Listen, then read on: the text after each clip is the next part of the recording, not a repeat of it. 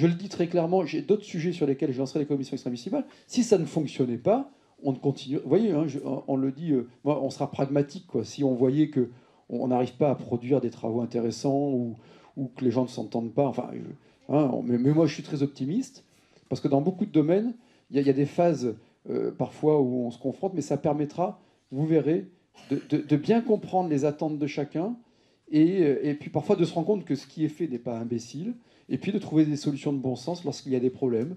Il suffit de petits ajustements et puis de porter des grands projets.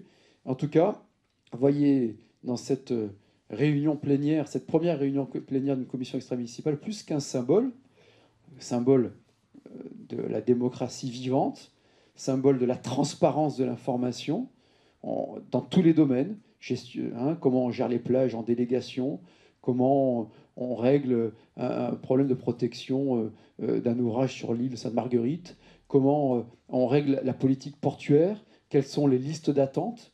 Toutes ces choses-là, il n'y a rien à cacher.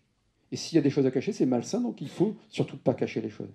Mais c'est plus qu'un symbole, c'est l'expression forte de la volonté de la ville de Cannes de rappeler qu'elle est tournée vers la mer, qu'il faut protéger cette mer et ce littoral, et qu'il faut la valoriser, que notre développement, nos emplois, notre bien-être, notre art de vivre, notre identité, notre qualité de vie, notre capacité à vivre ensemble dépendent en grande partie de la mer qui est notre principale richesse naturelle dans notre ville de Cannes.